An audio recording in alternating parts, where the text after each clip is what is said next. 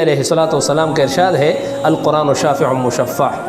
یہ قرآن سفارشی کتاب ہے، اس کی سفارش قبول کی گئی ہے۔ یعنی آپ نے قرآن کو پڑھا، آپ نے قرآن کے مطابق زندگی گزاری، آپ نے قرآن پر عمل کیا، قرآن کے ساتھ آپ نے محبت کی اور قرآن کو اپنے سینے سے لگایا، تو یہ قرآن قیامت کے دن تمہاری سفارش کرے گا۔ وماحل مصدق،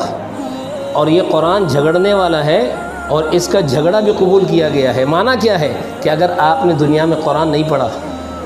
قرآن پر عمل نہیں کیا، قرآن سے محبت نہیں کی، قرآن کو اپنے سینے سے نہیں لگایا،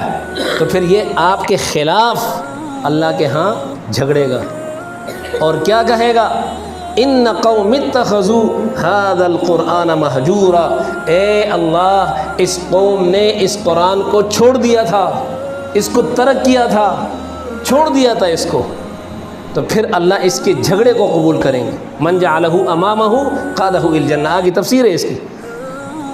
کہ کس کے لیے سفارش ہوگا؟ جس نے قرآن کو اپنے آگے رکھا، یعنی اپنی تمام تر زندگی قرآن کی روشنی میں گزاری، اجتماعی زندگی بھی، انفرادی زندگی بھی، اپنی خوشی اور غمی سب قرآن کے مطابق کیا،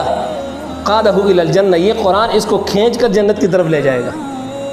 ومن جعلہ خلف ظہرہ، جس نے قرآن اور قرآن کے احکامات کو پس پش ڈالا،